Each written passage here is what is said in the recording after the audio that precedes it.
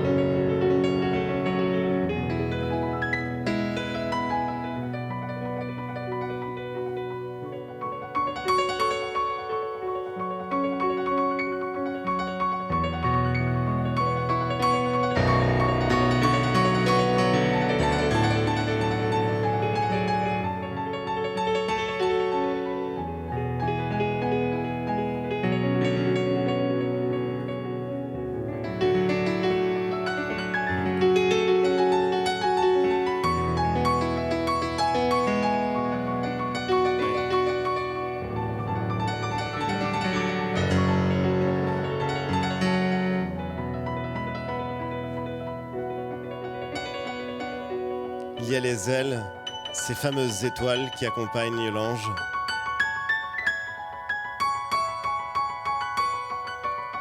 On est au paradis. C'est magnifique.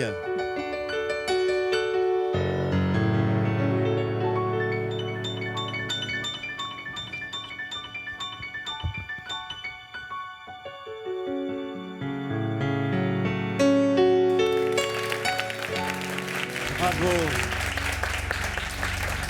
Merci. Merci infiniment et merci pour ce message. L'imagination sera au pouvoir. Merci infiniment Jean-Charles de Castelbajac. Regarde, on va explorer vos goûts, qu'ils soient bons ou mauvais, en tout cas peu importe. Et pour ça, on va faire un tu préfères. Je précise que tout est en lien avec votre vie pour ceux qui nous regardent. Casablanca ou Montréal ?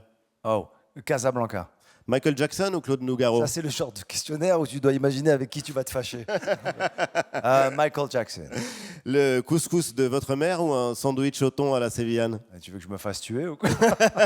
Le couscous de ma mère. Qui dit enfant, je peux te faire des sandwichs aussi. Jerry Seinfeld ou Charlie Chaplin ? Ah, t'es dur. C'est dur. Jerry Seinfeld. Le jour ou la nuit ? Le jour, définitivement, et plus précisément le matin. Le matin tôt. Et alors, de manière totalement arbitraire, et là, il n'y a aucun rapport avec vous, Delacroix ou Van Gogh ? Moi, je dirais Delacroix pour le Maroc aussi, parce que Ouais, et pour la croix. Mais non, mais pour de la croix pour le Maroc surtout. Mais vous allez comprendre, on va passer tout ça au filtre de l'intelligence artificielle. On a mis tous ces éléments dans un logiciel et on va regarder le résultat fabriqué par une intelligence artificielle. Oh, ça va,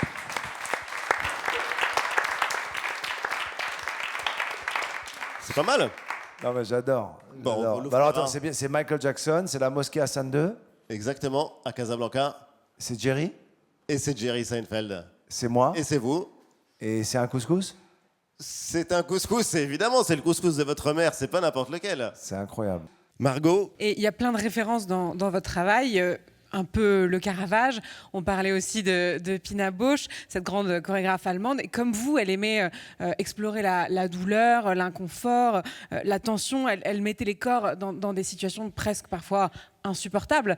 Qu'est-ce qui vous intéresse tant dans la tension et pourquoi est-ce que le corps il est plus intéressant quand il est malmené?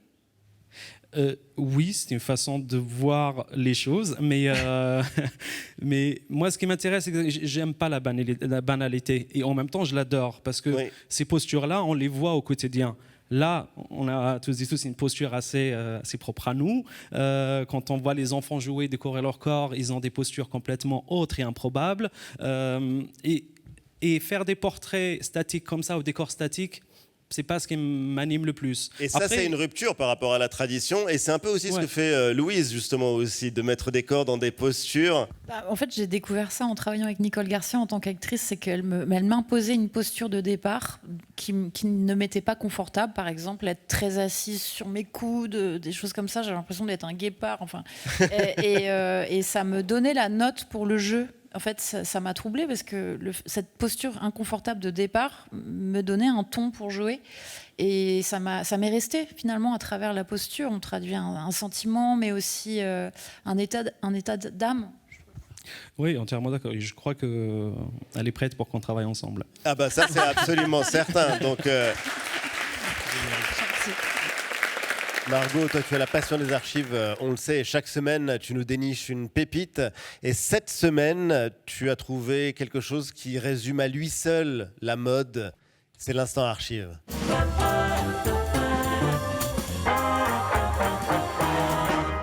Donc je me suis intéressée à une maison de mode, évidemment, c'est la maison Chanel, indissociable de vous, Inès de la Fressange. Avec vous, on a connu le Chanel des années 80, celui de Karl Lagerfeld. Tout était simple et sophistiqué, tout était sportif, tout bougeait. Vous habitiez le vêtement sans que ce soit lui qui vous contraigne. Cette liberté, cette fluidité, c'est vraiment l'héritage de Coco Chanel. Et elle sidérait déjà le monde de la mode en 1925. Cette année 1925, un cyclone ravage les maisons de couture. Brusquement, la robe remonte au-dessus du genou. La taille descend sur les fesses. La tunique en rideau de perles et la robe chemise s'emparent d'un corps épilé, singulièrement présent. Le style Chanel triomphe.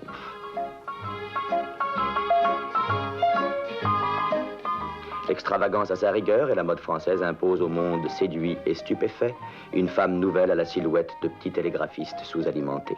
Voilà, une silhouette de petit télégraphiste sous-alimenté. La métaphore est un peu désuète, bien que franchement évocatrice de ce qu'est la silhouette Chanel, Oui. effrontée, sans contrainte. Et c'est vraiment pendant cette décennie, des années folles, qu'elle va affirmer ce style dont elle ne se départira jamais. Et elle le résume d'ailleurs très bien elle-même un peu plus tard en 1959. Qu'est-ce qu'il y a de plus difficile dans votre métier? Permettre aux femmes de bouger aisément, ne pas se sentir déguisées, ne pas changer d'attitude, de manière d'être selon la robe dans laquelle on les a fourrées, c'est très difficile. Il faut savoir dans le corps humain ce qui bouge et ce qui ne bouge pas. Ah oui, et le corps humain bouge tout le temps, même quand on ne voudrait pas bouger. Voyez-vous, en ce moment-ci, j'aimerais ne pas bouger, vous parlez calmement, ça m'est très difficile. Voilà, bouger, bouger, bouger encore, le culte du mouvement, la joie d'habiter un corps mis en valeur qui n'est sans être corseté. C'est vraiment ça que raconte cette archive. Et c'est une liberté, en fait, nous, ça nous paraît évident, mais ça a été conquis de haute lutte par des femmes. Et il faut les remercier pour ça. Et vous, Inès, pour moi, vous incarnez cette liberté. Et pour paraphraser votre ami Jean-Charles de Castelbajac, et vous avez en partage avec Coco ce dandysme, cette nonchalance dans l'élégance, ce sens du style, tout simplement. Bravo. On va afficher le portrait que vous avez fait de Salvador Dali. Vous l'avez rencontré, la légende veut, dans une boîte de nuit parisienne dans les années 60. Chez Castel, oui. Vous avez été ensuite sa muse, alors je ne sais pas si le mot est adapté. Et c'est le portrait que vous avez réalisé de Salvador Dali. Et puis on va vous voir, vous, sur ces tableaux. Et ce qui est assez curieux, Amanda, c'est que, je ne sais pas si c'est vrai, mais vous n'aimiez pas sa peinture. Ah, du tout. Pas du tout. Non, non. Moi, je faisais l'école des Beaux-Arts et j'aimais Picasso. Alors, moi, j'adorais Picasso. Et donc, école Picasso plutôt que Salvador Dali. Voilà, et quand je rencontrais Dali, en plus, j'étais un peu prétentieuse, vous savez, parce que j'étais mannequin et je trouvais ça moche d'être mannequin. Alors, quand il m'a dit, mademoiselle, qu'est-ce que vous faites? J'avais honte de dire que j'étais mannequin. Alors, j'ai dit, mais moi, je suis peintre, vous savez, parce que je fais l'école des Beaux-Arts. En fait, nous sommes collègues. Ah, évidemment, le mot collègue, il a avec un homme à l'ego aussi démesuré. Voilà, exactement, il n'a pas aimé le mot collègue. Il n'a pas aimé. Du tout. Il m'a dit, écoutez, mademoiselle, j'arrête tout de suite, les femmes n'ont aucun talent, il n'y a pas de femme peintre. Oh, wow. Ah oui. Alors ça démarrait mal. Hein. Est-ce qu'il a fini par changer d'avis et reconnaître qu'une femme pouvait avoir du talent en peinture, notamment vous? Ah, il a mis longtemps. Hein. Moi, dès le départ, je lui ai dit, vous savez, attendez, il y a quand même Frida Kahlo, Léonore Fini, Marie Cassatt, tout ça. Il dit non, c'est gnangnan. Elle peigne des bouquets de fleurs, des maternités. Enfin, c'est gnangnan. C'est pas la vraie peinture. Voilà, pour lui, la vraie peinture, c'était le plafond dans la chapelle Sixtine. Mais la vôtre, il l'aimait de peinture? Donc, il aimait pas. Il m'a dit de me montrer jamais vos tableaux. Ça commençait bien, de me montrer jamais vos tableaux. Et un jour, il pleuvait. Il pleuvait à Cadaqués, il était dans le studio en train de peindre dans son atelier. Moi, comme d'habitude, j'étais là en train de regarder. Et comme il pleuvait, j'avais rendez-vous avec un très beau garçon. Et comme il pleuvait, je ne pouvais pas sortir. Donc j'étais très énervé. Et quand j'étais très énervé, je tripotais tout, je faisais du bruit. Alors il m'a dit, vous êtes insupportable, je ne peux pas peindre. Et bien j'ai dit, oui, j'ai rendez-vous, je ne peux pas sortir. Voilà. Alors il a dit, écoutez, puisque soi-disant vous avez fait les beaux-arts et soi-disant vous êtes peintre, allez-y, peignez. Et alors? Et ça a été un défi. Et pour la première fois, alors il m'a dit, voilà, je vous donne une toile. Il m'a donné une petite toile à lui. Voilà mes pinceaux, mes peintures, blocs, tout ça. Là. Et allez-y, peignez. Donc là, silence total. Je me suis mise dans la toile et j'ai peint un visage comme ça de 3/4. Et silence. Alors là, il pouvait peindre. Et au bout de 20 minutes, quand même, il était très curieux. Alors j'ai entendu, il est venu derrière mon dos, regarder un petit peu qu'est-ce que je faisais. Et il a dit, stop, n'allez pas plus loin. Ah ben j'ai dit, mais c'est pas fini. Il dit, non, il faut jamais finir un tableau. Ah, voilà. Jamais. Parce que si vous le finissez, on va voir que c'est une merde totale. Complètement raté. En revanche, si vous le laissez inachevé, les gens peuvent dire, ah, quel dommage qu'il n'ait pas fini parce que c'était bien parti. Hein, ça aurait pu être un bon truc. Donc il ne faut pas les finir. Enfin, il a regardé et puis il m'a dit, c'est pas mal pour une femme. Voilà. Ça, c'était le grand compliment. C'est vraiment génial de vous parler d'art. L'art est vivant et on a la chance d'avoir dans la bande de la Grande Galerie francophone l'un des meilleurs historiens et critiques d'art, Hector Obalk. C'est le 5 minutes chrono.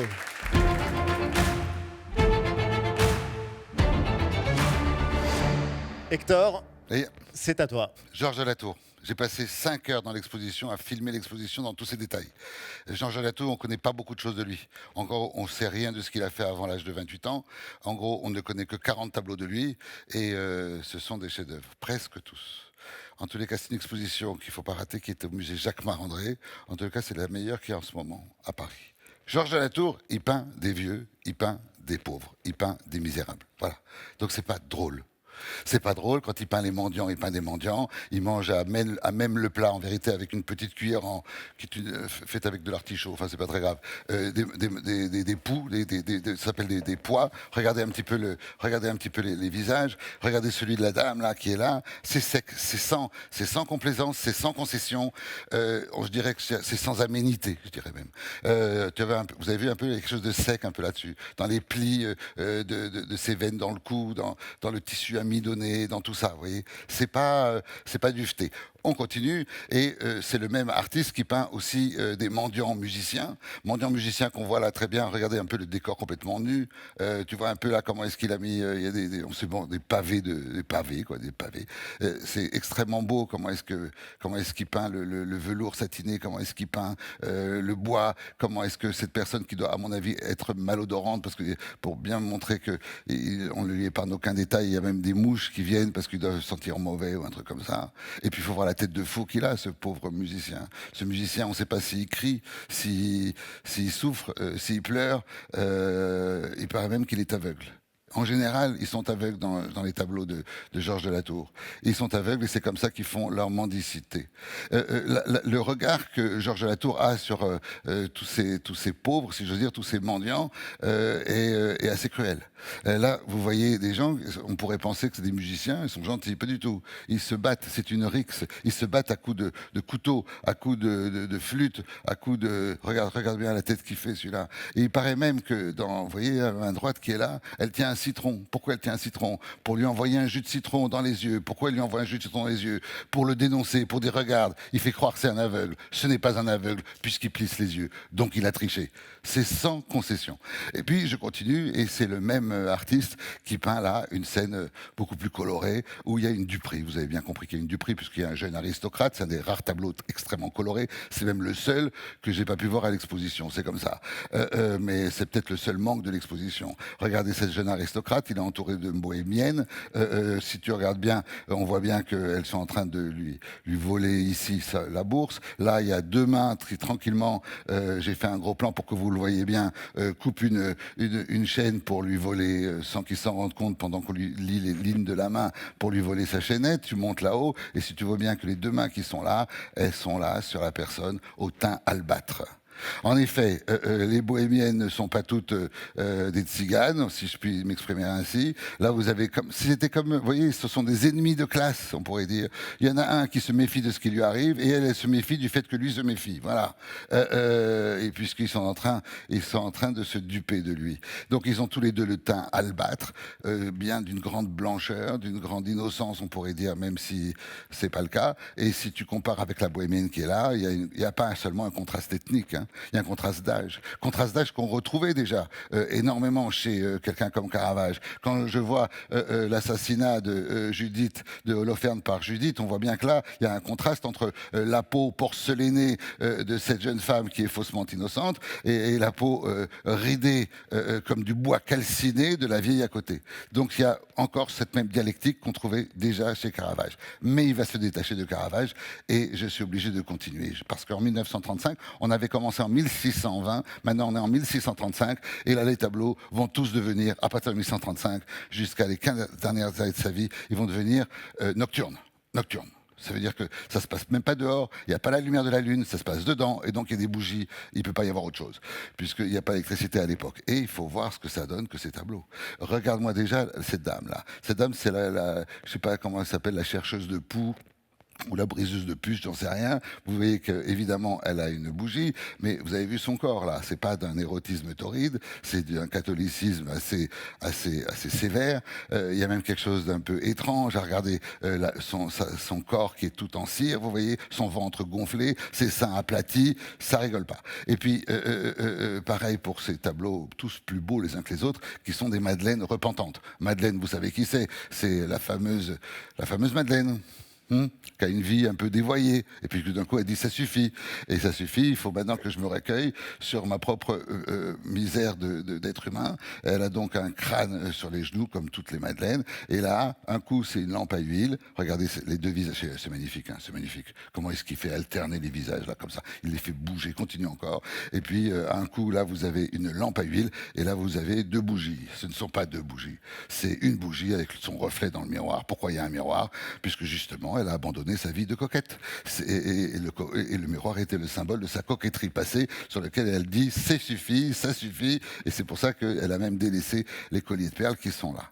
Bref, il s'agit d'une école de l'austérité, nous sommes au XVIIe siècle, c'est magnifique dans ces deux tableaux, mais c'est également, regardez, il faut toujours se poser la question, où est la bougie? Voilà. Alors là, elle est évidemment là, même s'il n'y en a pas deux, il n'y en a qu'une seule. Elle est évidemment là. Regarde à droite, là. Tu vois, la bougie, elle se cache derrière le crâne. C'est magnifique, ça aussi. On voit même pas le crâne, on voit juste une masse comme ça, noire. Et puis, si je regarde de l'autre côté, là, il s'agit sans doute de Joseph avec un ange. Oui, c'est un ange sous les traits d'une jeune petite fille. Et donc, c'est Joseph, le père putatif du Christ. Comme vous savez, où est-ce qu'elle est la bougie? Vous l'avez vu, la bougie. Sauf que là, elle est trop géniale, la bougie, là. C'est juste un bâton de cire, là, qui est magnifiquement dessiné. Et si tu montes un petit peu la caméra, comme je le fais en ce moment, vous voyez quoi? Vous voyez que la main est translucide. La main est translucide. Ça, il y a très peu de tableaux dans lesquels la main est translucide. C'est fou. C'est magnifique. Et puis, je continue encore, et là, je vous montre une sorte de maternité. On pourrait penser une vierge à l'enfant, on pourrait penser une vierge avec le Christ. Il n'y a pas d'auréole, il n'y a aucun signe de quoi que ce soit de catholique là-dedans. Et pourtant, on est dans une grande mystique, une profondeur mystique, une évidence d'ailleurs, dans ce tableau qui a l'air très simple, et qui est assez compliqué quand il s'agit de se demander où est la bougie. Et en effet, regarde où elle est la bougie. Elle est cachée derrière juste le poignet de cette main, très stylisée d'ailleurs, avec une autre main qui se trouve à gauche. Et vous voyez maintenant, non pas le Christ, mais l'enfant. Et là, on arrive à quelque chose où il est arrivé à un sommet de quoi? À un sommet si je compare avec Caravage, du réalisme de Caravage. Mais ce réalisme de Caravage, vous voyez, eh ben, il est doublé d'une stylisation géométrique, qui fait que c'est peut-être plus gracieux encore que Caravage. En tous les cas, si vous voyez, enlève-moi ça, que tu vois bien la bouche, là, regarde-moi la perspective de la bouche, regarde-moi le côté, mais c'est fou, le côté, la perfection, si vous voulez, de ce crâne courbé continue, et puis même, bon, la main est également un peu stylisée là aussi, et le corps du Christ, enfin plutôt de l'enfant, c'est un magnifique cylindre. Je vous dis, conjuguer réalisme et géométrie, ça va être son truc jusqu'à la fin de sa vie. Et c'est là la grande distinction. Avec Caravage, je continue encore. Vous voyez, il y a un moment où tout se passe en bas. Dans certains tableaux, notamment les derniers tableaux de Caravage, qui sont les meilleurs, ça se passe en bas. En bas, il y a la bougie, il faut la chercher, vous l'avez trouvée. Et qu'est-ce qu'il y a en bas? Il y a une table. Et sur la table, il y a 5 mains, 5 bras. Mais c'est un désert des Tartares, cette main. C'est-à-dire qu'on dirait comme un paysage de Giorgio de Chirico, évidemment bien mieux que Giorgio de Chirico. On est à la hauteur des dés qui font à peine 1 cm ou 12 mm de haut, vous voyez. Et regardez maintenant, dans cet univers incroyable, il a osé faire ce reflet sur la table, là. Mais c'est incroyable, ce reflet sur la table. Mais c'est magnifique. Et continue à droite, et si tu vois bien, on va passer peut-être au plus beau tableau qui n'ait jamais peint. C'est celui de Saint-Pierre. Tout d'un coup, les vieux fous sont des grandes figures de sainteté. C'est fini, les musiciens du début qui peut-être trichaient sur leur cécité. Là, on dirait un idiot du village. On arrive à un niveau extatique de ce que c'est que la sainteté, qui fait que, à nos yeux profanes, on se dit, ben non, c'est un abruti, c'est un abruti. Mais c'est ça qui est magnifique. C'est ça qui est magnifique. C'est Saint-Pierre qui, évidemment, est pétri de remords, comme on le savait. Je rentre pas dans l'histoire parce que j'ai pas le temps de la raconter, etc. Et vous voilà là encore que la lumière est en bas.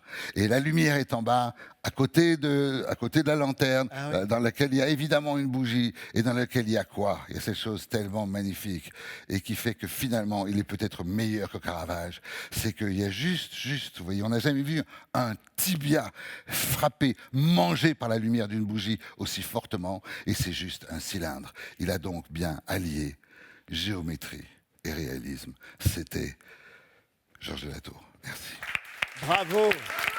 Bravo Hector Aubalque. Merci infiniment. C'est absolument passionnant. On va ralentir le rythme pour prendre maintenant le temps de la contemplation, de l'admiration. Direction le musée Rodin à Paris, où il y a une œuvre d'Aniel Buren qui est in situ. C'est un chef-d'œuvre, j'ose le mot, absolu, le penseur. Regardez, c'est fascinant.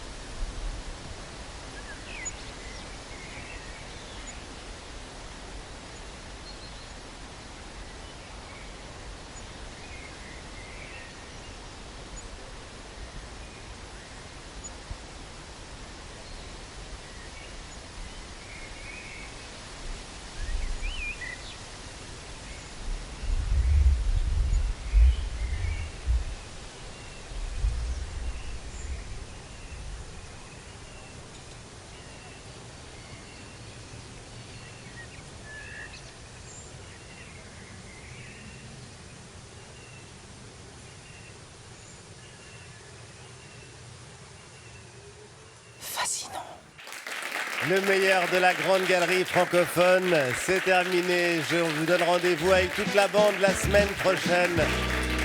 Au revoir à toutes et à tous.